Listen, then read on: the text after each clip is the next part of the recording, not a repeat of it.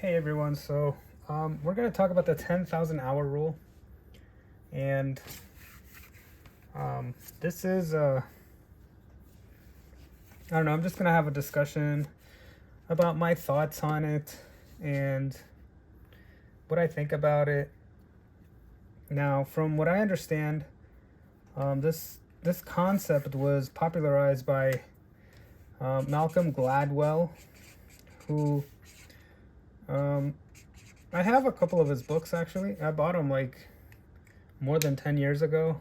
Um, I yeah, he has like kind of these self-help books is how I would characterize them, but they're really like heavy on research and all this stuff, but just interesting books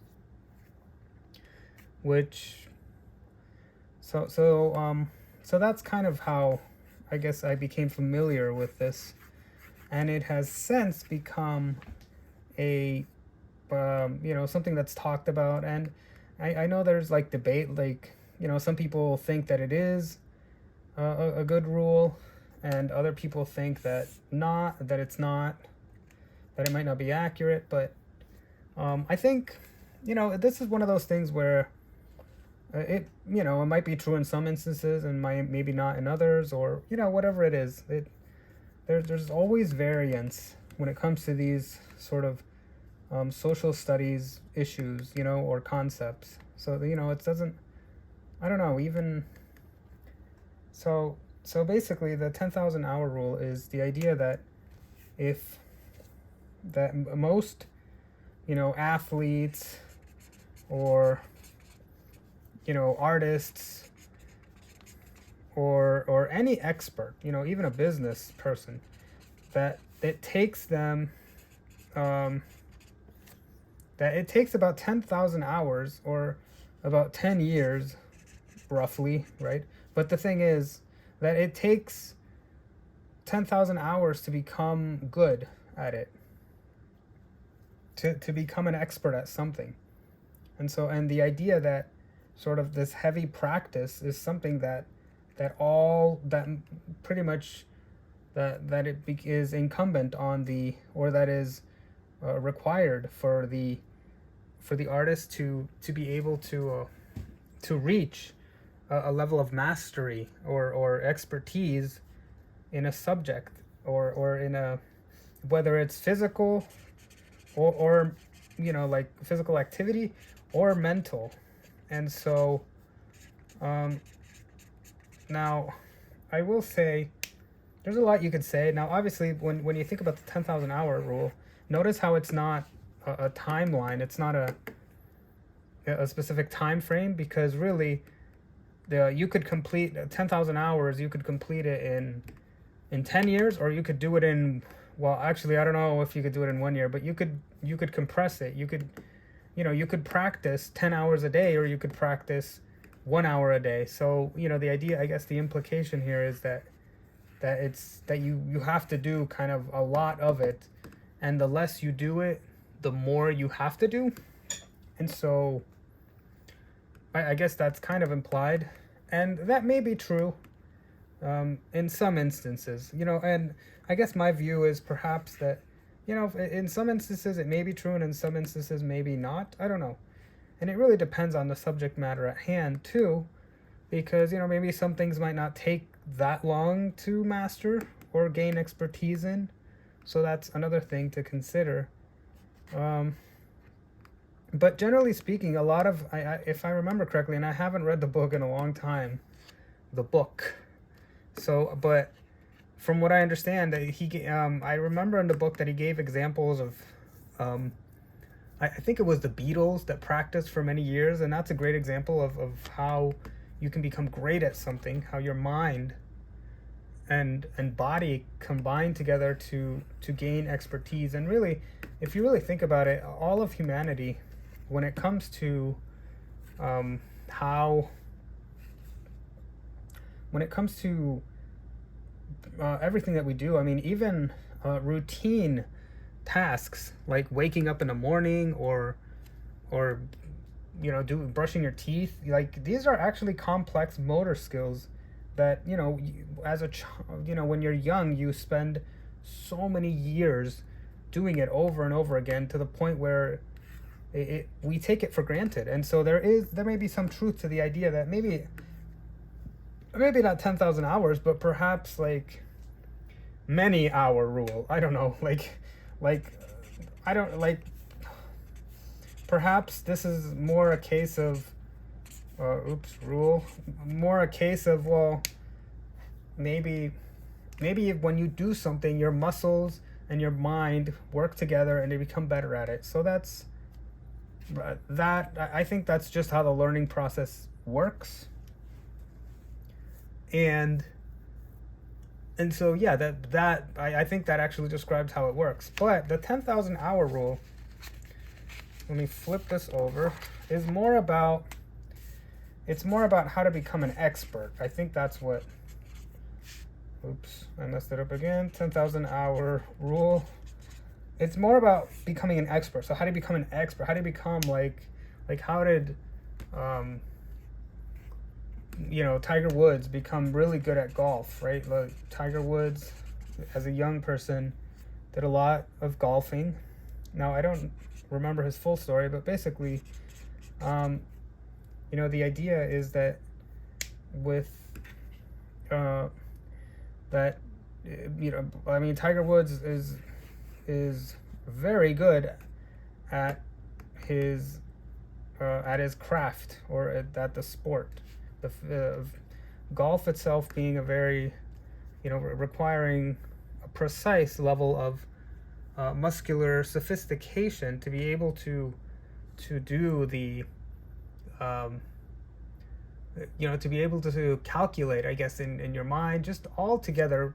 And I would say this about any, but like golf is a unique, because they have to look at the lay of the land. They have to, I'm assuming they look at the maps as well, but the idea that very complex tasks require many rules to be learned, and then as you practice them, it becomes like second nature, and then you become really good at it. And most people just don't take that much time to learn to golf at that level. And so it could, that kind of explains why so many hours are required.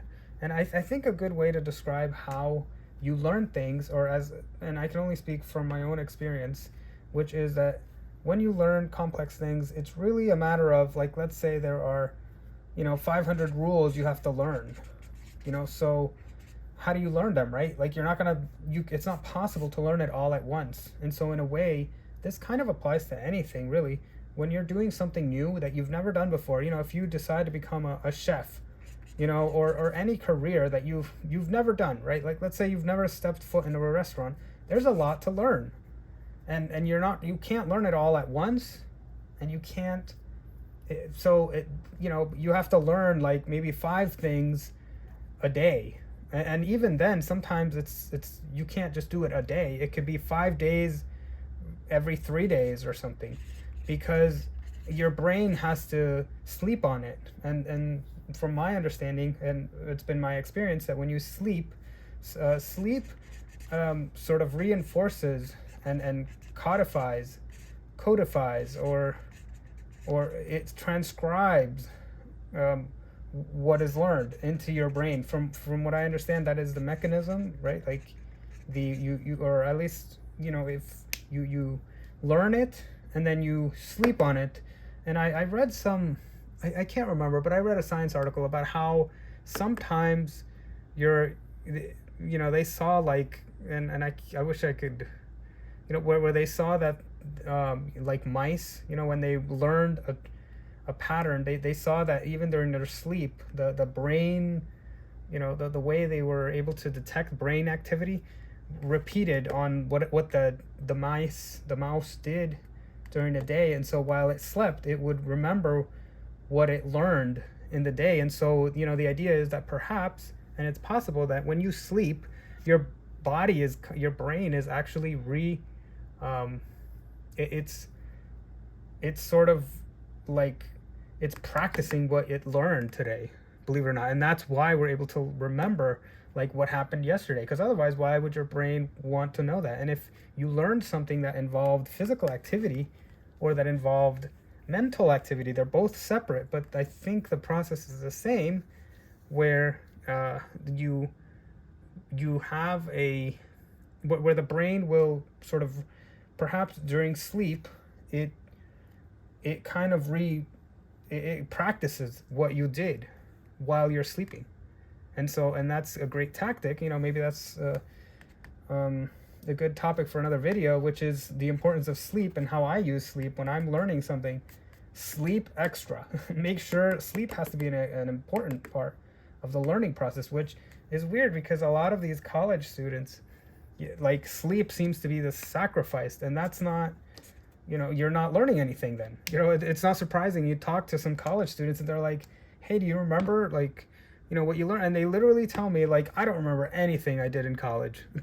Yeah, probably because they didn't sleep enough. And I don't know, like, and thankfully, I mean, I guess you don't have to actually know everything, but still, that just goes to show that if that sleep should be emphasized more, and especially, I would say, in the medical field. But I don't know. I mean, perhaps, that's a whole other topic too. That I guess we're talking about other things now, but, like, sleep and learning go together. So they go together, sleep and learning. But let's go back to this. So, like, the 10,000 hour rule.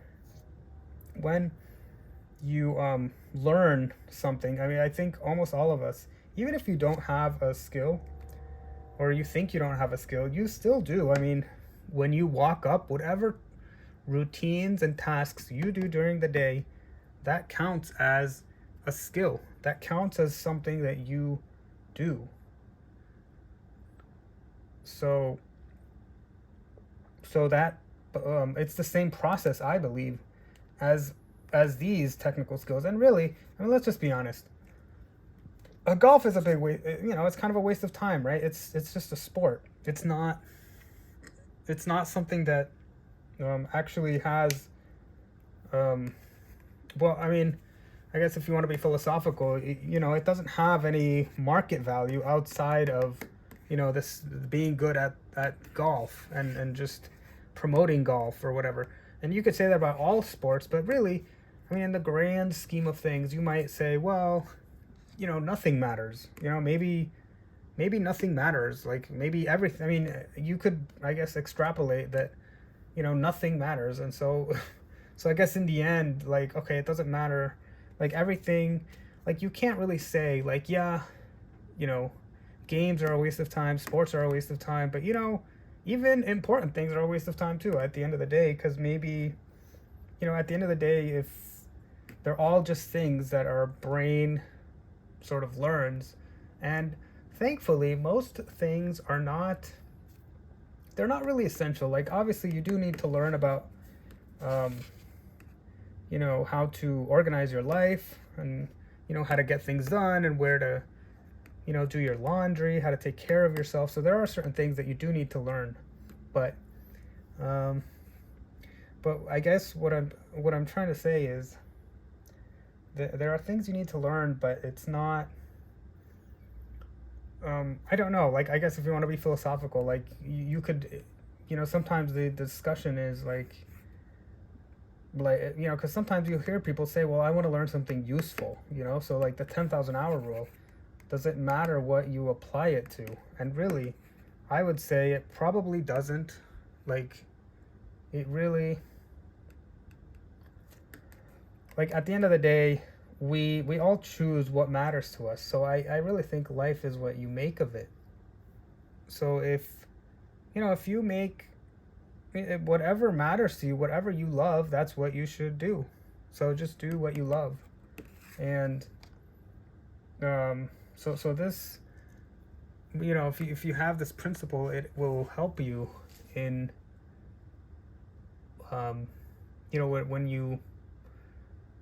when you try to choose, like, what to do. Like, I don't think it really matters, to be honest with you. Like, at the end of the day, this kind of applies to things that are, what some people might think is important, or some people might not.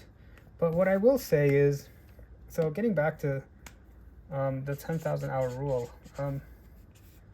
Now, the reason why we we put this is an adjective, I guess. So the adjectives, when it's like two nouns, in front of another noun, it gets hyphenated sometimes.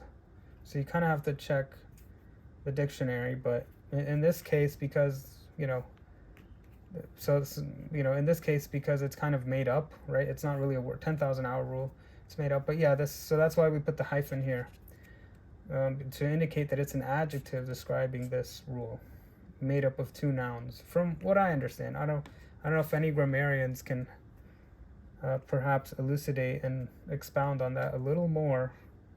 But so the 10,000 hour rule, we have we have sort of this is generally being applied. The way Malcolm Gladwell speaks on it is the when he speaks of the idea that he's talking more about like music, musical abilities, things that I guess our society seems to value, right? Sports, things that are marketable, like being an analyst or something, math, like and so these career oriented goals and skills.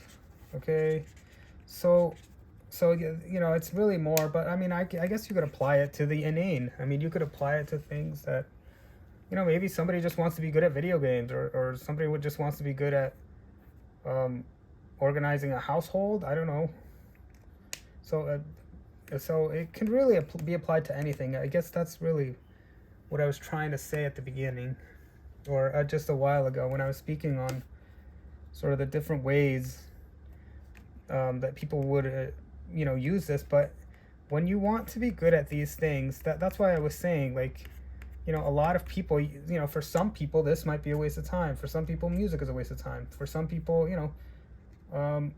work is a waste of time. Like, so different people are going to have different values, and I don't think it matters. I think all of these things, obviously, they're man-made concepts. So really, when it comes to this, we really have to look at the way I divide these concepts is I divide it into two camps. The creative, and then kind of the rote, or the where you're just memorizing, and you can be good at that. So like in the medical field, for example, I guess if you're a medical researcher, you might be creative. But if you're just like a doctor and you're just learning like the parts of the body and learning how things work, then you might be more of this kind of learning. And both of these are different learnings. They're both, just different ways. And some people are really good at, memorizing things and learning how things work. And this is important. But then this is also different, because to be creative, you don't have to memorize, right? So so there is a difference. So a creative use of the medical field would be kind of a medical researcher. And this is my, I don't know if anybody can help, give more thoughts on this. Medical researcher, and then this would be kind of just like a medical, the staff, just your average, somebody who works with people, right? Who learns all the drugs, who learns versus a researcher who is on the lab trying to create new things, right? So there's a difference. They're both using the medical knowledge, but they're doing it in different ways. And so this is kind of a different kind of division that I've created for this, for when it comes to learning things. But in both cases, though, I would say that this rule really applies. Like in both cases, the 10,000 hour rule will help you be. And I believe that you can become really good at being creative. And that's why I've distinguished it. And I also think it's good.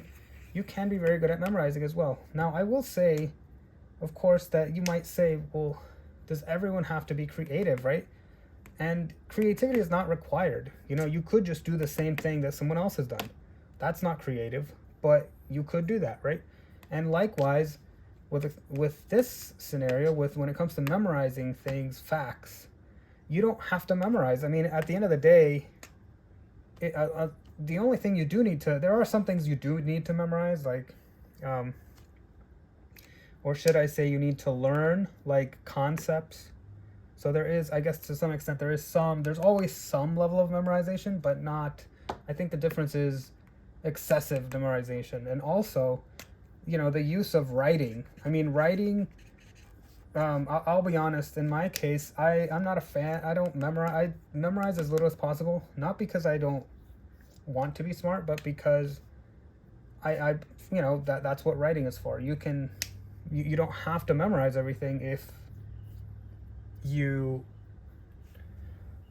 don't have to memorize everything if you write it down, right? If you have it with you, I'm not required. And it's weird because, I mean, imagine if a doctor, as long as you knew everything, but even though people might be unnerved or think that you don't know what you're doing, but really you could very well know what you're doing if you were to just carry a sheet of paper and you know what it says, if you just follow the directions.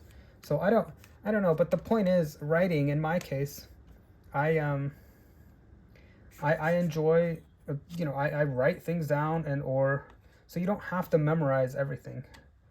But on the other hand, creativity is sort of another thing that you need to learn, or something that can be learned, I should say. Now, with this idea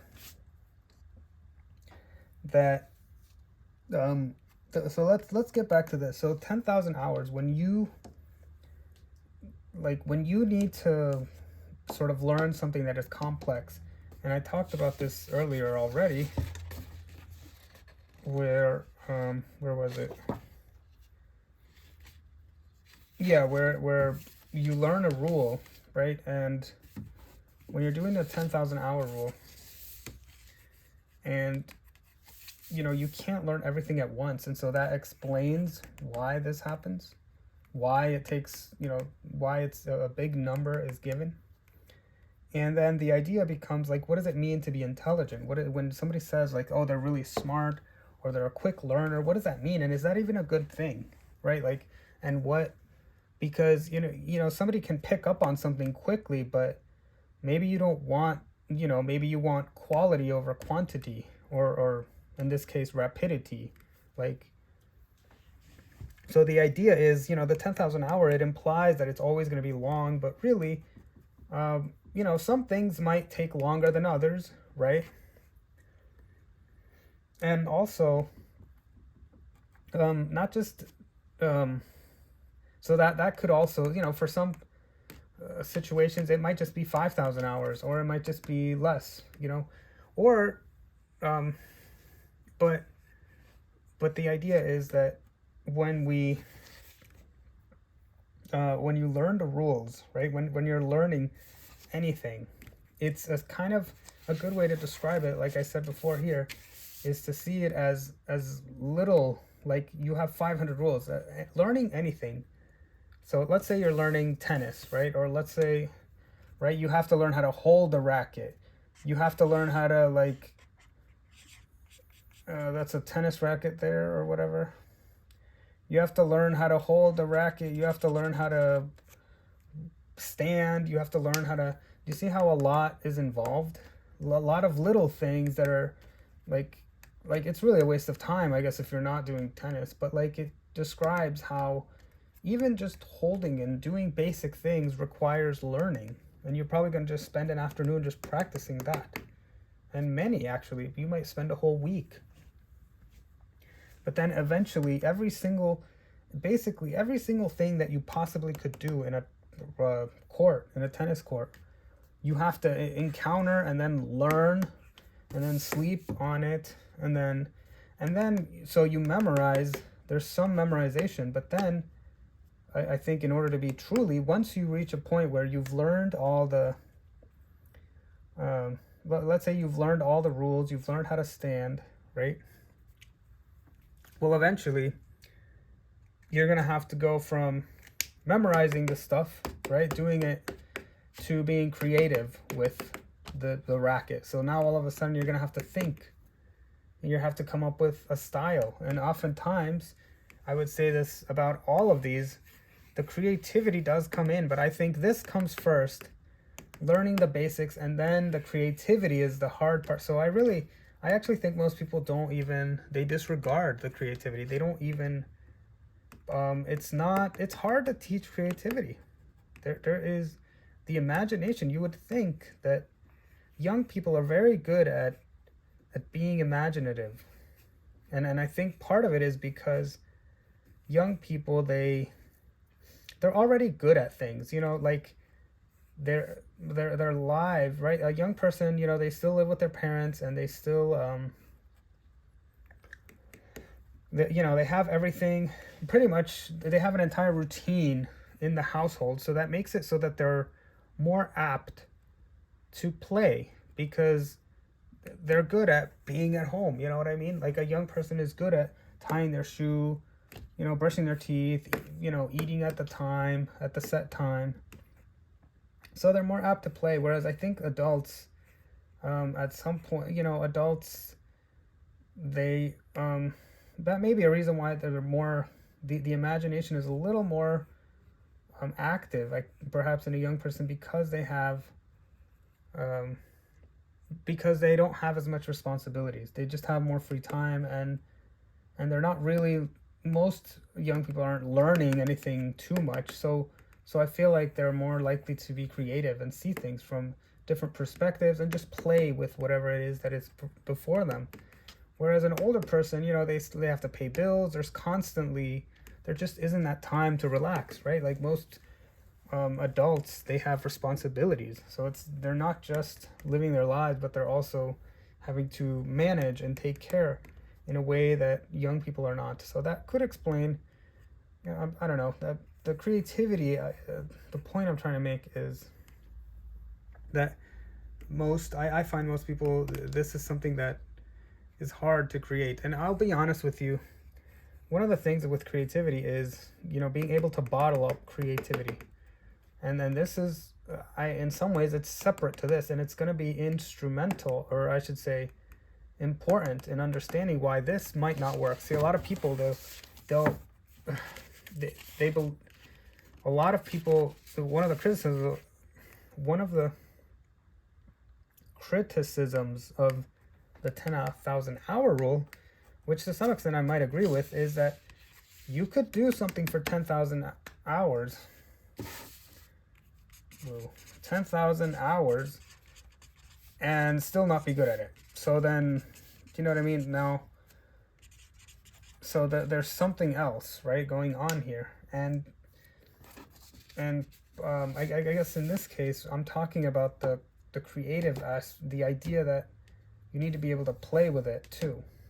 So whatever you're learning, there has to be a level of, you have to push back too. It can't just be, yes, our society, like I said, look, in order to be like a doctor or something, all you have to do, you have to memorize, right? You have to learn things. A lot of our careers are based on memorizing, and so we have this strong association with this being. And so it's great to see that, it is a legitimate way to make a lot of money, and it's definitely a great, it's admirable. It's something great. But at the same time, the ability to be creative is something that goes alongside, that is outside of this. And is not, it's outside of this, and it's not apparent that creativity is something that also goes along with, for example, music making, right? Like, it's inherently a part of music making, the creative process. And how do you do that? So like how do you practice creating something? That's not intuitive. So, and this has to do with this, because a lot of people will say, well, you know what? I was strumming on a guitar for years, and and they're still not writing these, sort of amazing compositions. So the implication being that there's more to it than just kind of the rote repetition of an activity. And that's, so some people, that's kind of a criticism, I guess, that some people have had, is that, well, no, that clearly, people who are talented have, like, it's more than just this. And it also implies that it may not take that long at all, actually. So I'll talk about that too. But like, but let's first let me focus on this. So the idea of being creative is perhaps the hardest part, I believe, of learning, because some learning, for example, writing or creating art, or even like, you know, even business, I guess, it requires you to think and come up with ideas that weren't there before, and to try to find trends that, or try to understand how to do the next thing. But let's talk more about writing and art, because it's a little different from this. But like, when you're creating something, um and you know, as someone who, I have written extensively, so I can speak on this. Well, I mean, the idea is that I actually don't know how to describe it. It's not just like, yes, the practice is a part of it, and the practice can lead you to the right direction. But there's something else that happens. There's like a, like, let's say this is like learning. Let's say this is a precipice, and there's like a gap, right? And here's the, so this is like a big, I don't know, a gaping space here, and then you're, you know, you're trying to go from here to here. Now, the creation process, you know, let's say this represents you wanting to write something, and this represents the finished product. The best way I can describe it, and this is still the case with writing, when you are writing something, there is something that happens in the mind that is outside of my control. And really, it feels like, imagine you're walking on stable, you know, this is kind of rote memorization, something that is physical, something that, you know, like, this is how it is, you know, something certain, something that where there's no, but then eventually the creative process involves walking sort of in air, and without you understanding what is happening. And as a person, it's kind of this magic, this kind of like a wild card, if, or it's like you're floating in air, and you don't know how it happens, and then next thing you know, you've got a creation. And so, and people will say, well, how do you do this? And you're doing this constantly. It's not just like one thing. No, you're doing this every step of the way. Like, there, it's almost like I don't know, like two atoms, and somehow they're able to speak to each other, but there's no connection. There's nothing. That is the creative. That's how I would describe the creative process, and I don't know how else to say it. And so it's something different from this, because as some people have criticized it and said, well, not everyone who does it does, and that's why I'm describing this idea. I don't know how else to describe it, but basically there is this magic that happens when you are creating. And I guess practice can hopefully get you there, but it's not guaranteed that you will ever learn how to do this. So really, this is critical, that you learn this kind of the magic of whatever it is that you're doing, that people describe it as figuring it out, you know, or you know, when a singer is finding their voice, what does that mean, right? Like, you got to find your voice, like, and there are people who want to sing and they can't figure out how to sing. It's kind of like this, but the creative process is even harder, because I would say with writing, you don't know, like, you have an idea of what you want to do, but you don't know exactly what you're going to say. Even like right now, this talk I'm giving right now, right? This video I'm making, I didn't know that I was going to be doing this today. I didn't know that I was going to write this. I didn't know. This is the creation process in full display right now. I didn't even know I was going to make this video this morning, to be honest with you. So, I mean, that it's to that level. And what I'm trying to say is that in life, or I should, sorry, when you're doing these creative processes, like writing, and perhaps I would assume with art, there is this kind of magic that happens, and it's an essential part of of the creation process. And so this has to happen in order for you to become good at something. And I would say that our mind is somehow designed for that. And I think this is why we have such discussions, and why even, people in ancient times, they recognize this kind of magic that happens, that it's beyond my control. I don't know, like, you kind of just step out and all of a sudden you're floating and then you reach your goal. But if you don't have the courage to step out, you'll just fall down.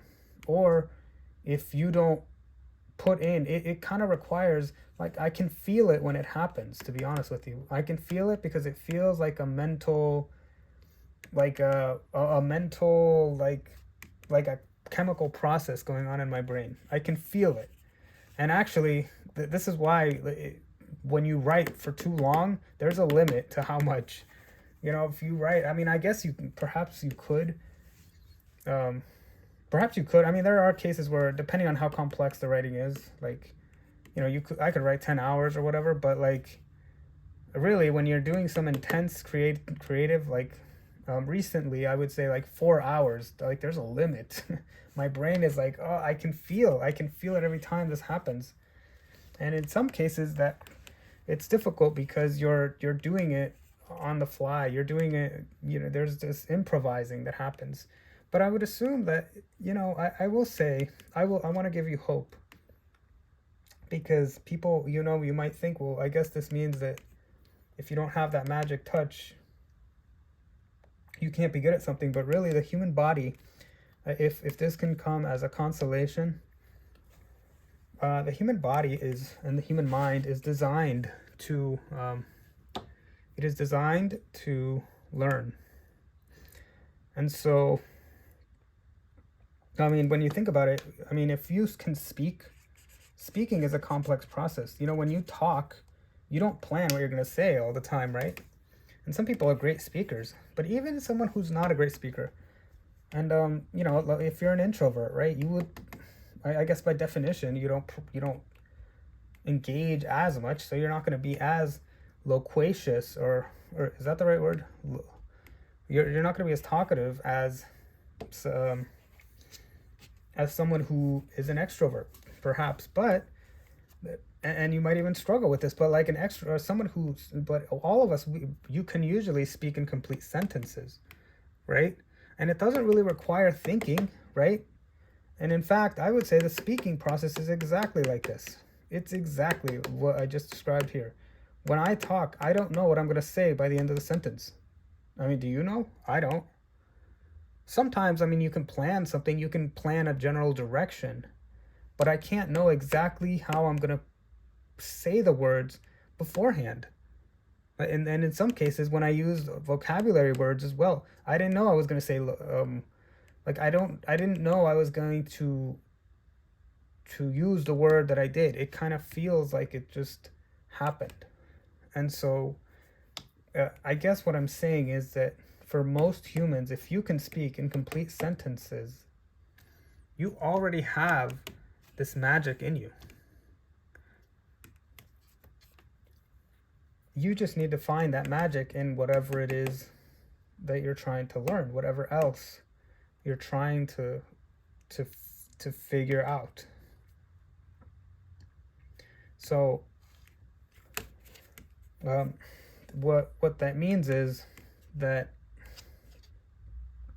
when you are learning, okay, when you are learning, you kind of want to find that this is probably, for me anyway, this is the hardest part, and it's still hard. It still makes it kind of annoying because when I'm writing, this is the process I go through, and it feels like I don't know. But the more you do it, hopefully your writing becomes just as similar to the way that we speak, and in fact, to some extent, if you're an introvert, your writing might be better than your speaking. So, but it's kind of similar. I would describe, from my experience, it's they're similar, and so they're this, yeah, it's the same concept. I hope this helps under realize this kind of this magic.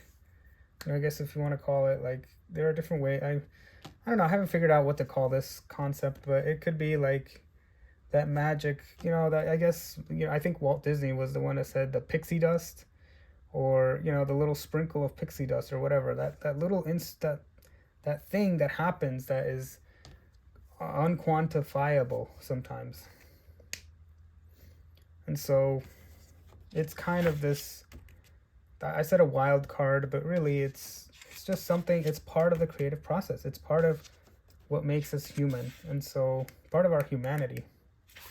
Now, the 10,000 hour rule, I mentioned here 6 months because I wanted to remind myself. So, like, a lot of times what I've noticed is, rather than taking 10,000 hours, this might be useful for, like, perhaps, I don't know, being good. I don't know, being like an expert at something. But like 6 months, if you practice every day, it's been my experience, 6 months is what it takes to learn pretty much anything.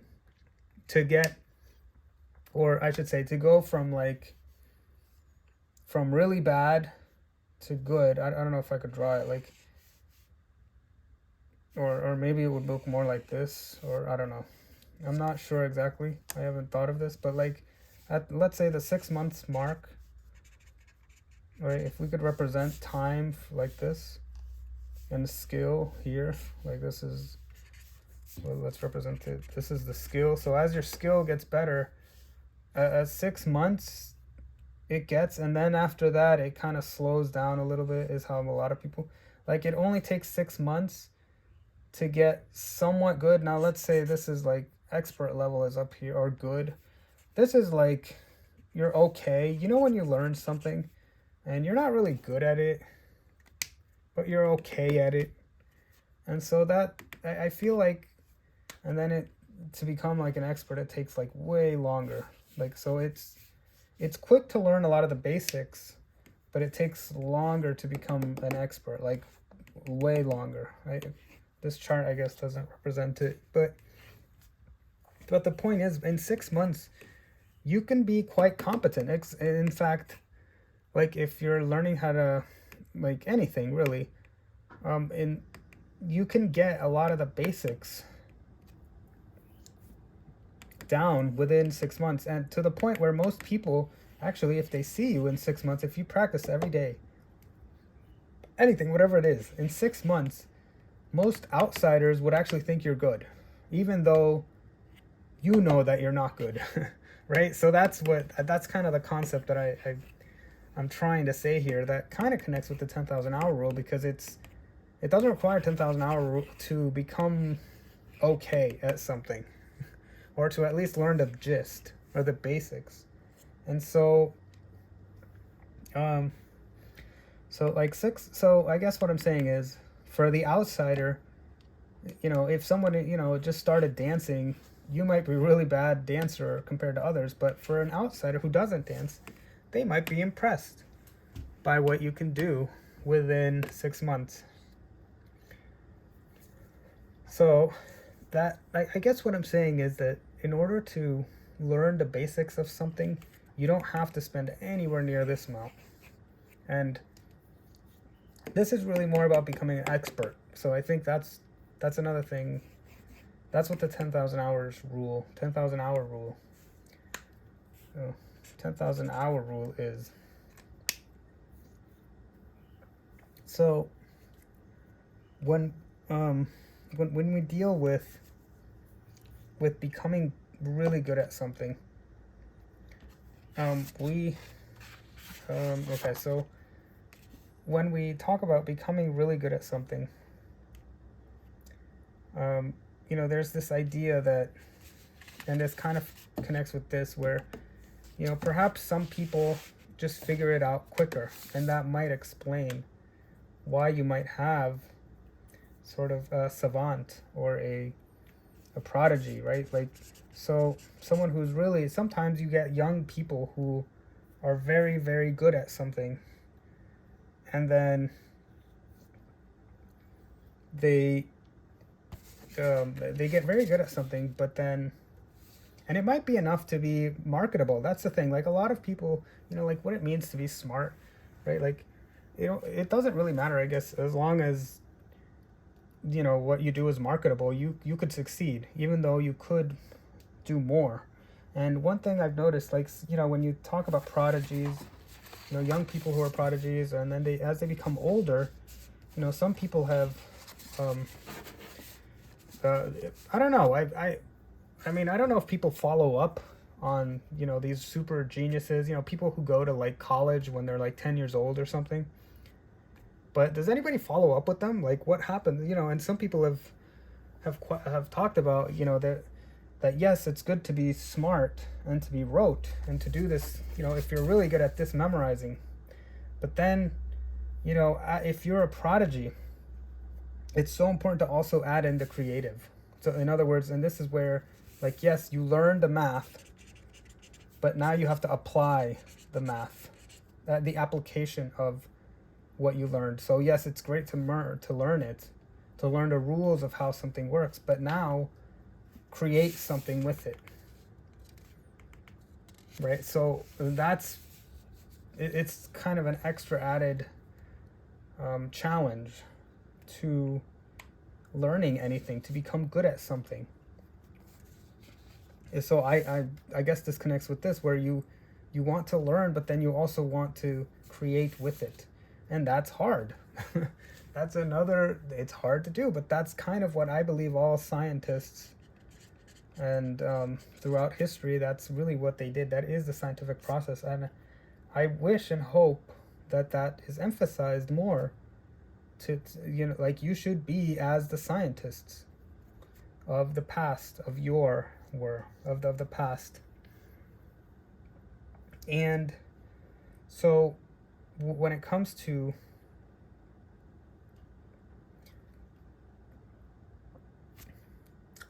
when it comes to learning, you want to, and learning sort of like how to become an expert at something. Sometimes I guess society will say, oh, you're really good at one thing, but really, what does it mean to be good at something? Like that's why I'm saying, like, these are kind of my, the things that I've noticed make for, and this is why it's so tricky to find what, how to truly be, how to define even what this 10,000 hour rule means, because, you could practice something, but it might not be marketable, or it might not be, like just because someone is really good at one thing, it might not, like it's hard to compare, I guess, is what I'm saying. It's hard to compare golf with computer programming, with, with writing, it's hard to compare these. And so that's why it's not always, I understand that we celebrate all of these things, but it's not always, it's kind of hard to take advice on, like, what should I do, right? People ask, like, how do I become? And because everything is different. And so, how you apply this rule, how you become good at something, it's going to require different, I believe it's going to require different combinations of different processes. Oh, and the process between the mind and body, which we talked about, like the physical muscle, and I guess your mental, what happens in your mind.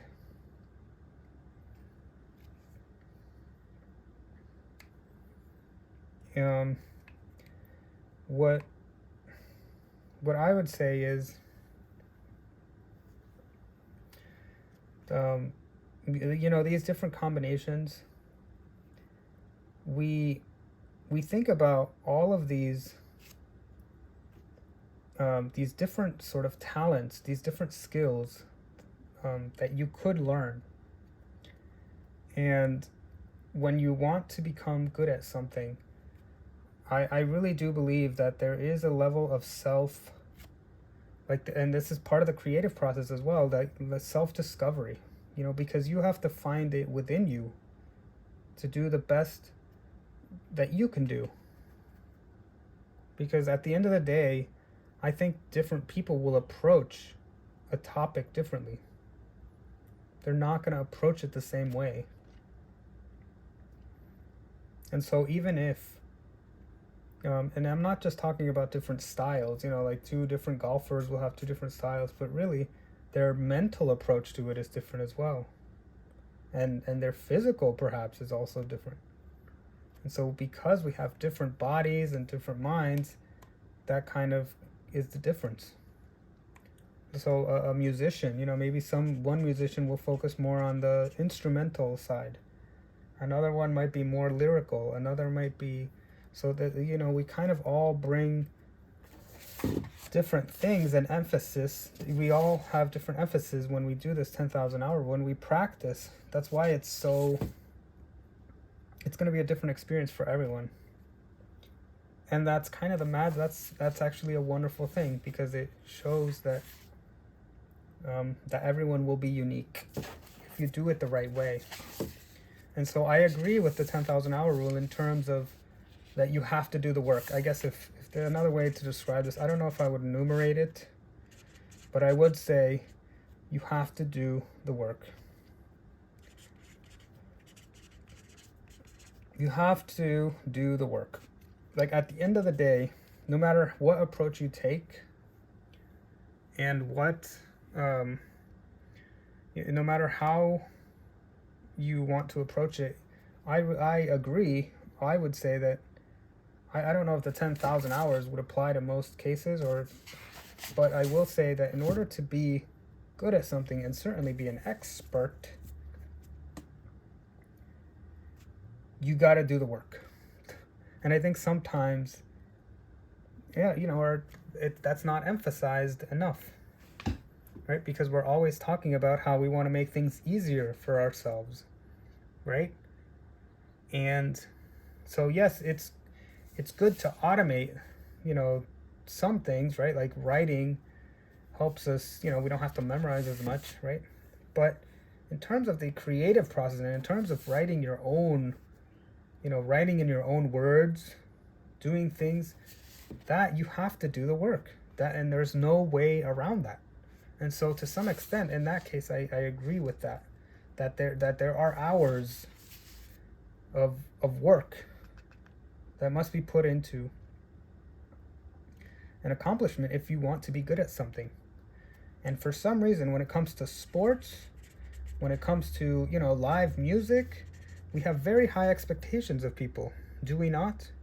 Right? Because we can see them. You can't fake that, right? Nobody puts a picture of a video, right? And like, imagine if they just, instead of doing a live sport, they just showed a video of, some, computer generated, I don't know, people doing sports. Like, we wouldn't, we expect people to actually do sports, right? Oops. Let me put this here. We expect people to actually do sports, right? When we see a live musician, we expect them to do live music. And for some reason, we seem to forget that this level of expectation, we have high levels of expectations in our lives. But when it comes to, for some reason, when it comes to other creative endeavors like writing or art, we seem to think that it doesn't, that we don't need, that you don't have to do the work, that you can just kind of, that it's easier to do or something. And really, I guess what I'm saying is that you still need to do the work. And that's kind of a challenge in a world where we really don't have to do it. That's the thing. Like, you don't have to learn anything, right? So, so it's a challenge for humanity, I think, because you have to, on the one hand, you want to be good at something, but on the other hand, you don't. On the other hand, you want to. So you want to be good at something, but but you have to sacrifice some time. And then something else we didn't really touch on, or we haven't talked about yet, is that sometimes you might not reach your goal, right? Like, imagine if you spend a 10,000 hour rule, but maybe you didn't discover how to do it properly. And so in that case, what do? Right? Like, so there is a risk involved, because you might learn something and you might realize that you don't like it, or you never got good at it. You never, or you reached a peak. There was a limitation on how good you can be, and that can happen. So so the idea is, I still believe that you have to combine your creativity, your imagination, with the work. And when you do this, you will be able to accomplish your goals. You will be able to become as the athletes and the musicians are, right? So when we, I guess, so let's just talk about, when we talk about the 10,000 hour rules. So overall, I agree with it. So overall, it's an interesting number. It's an interesting theory. It's not, I think it's different. The application is different depending on what it is. And as I've described, it's possible, because I think the problem is a lot of people, they might not realize that it's not just about doing something repetitive 10,000 hours. Like, there's more to it. And so this is where the human intelligence, I guess you could say, or the creativity comes along, because you need to figure out how to make it happen. And that's hard. And then, of course, the other thing, which I talked about, which is kind of this magic thing that happens when you're creating. And this is something that if you're not able to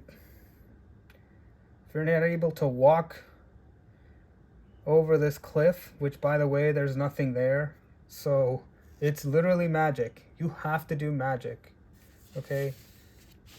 Expertise is always magic, like, especially when it comes to these creative arts or whatever. It's I don't know how else to describe it. So you have to you literally, we talk about levitation, or like, oh, there's no such thing as, well, I mean, the closest thing to magic, I know people would say there's no such thing as magic, but the closest thing to magic is the human brain and creativity, and to me, that I don't know, like, it's not even understandable. That's the thing. Like, how are we speaking, right? How are we doing what, how are we able to move without thinking about it? Even just walking, just like I don't think about every single, I don't think about every step I take, and it just kind of happens. I don't even know how I'm moving or talking. And so there is a magic that is happening. And I hope that whatever it is that you can do, I guess the only advice I could give is that if you walk and go in the direction that you want to go, hopefully you will be able to figure out something that you can do.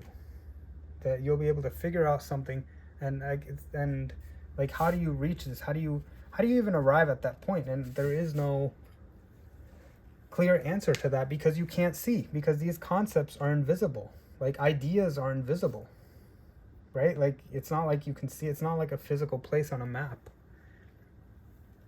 It's invisible. Like, how do you become good at anything, right? It's something that's happening in your mind. I can't see my mind, right? So it's like, the best thing you can do is just practice, or I should say, play around with it.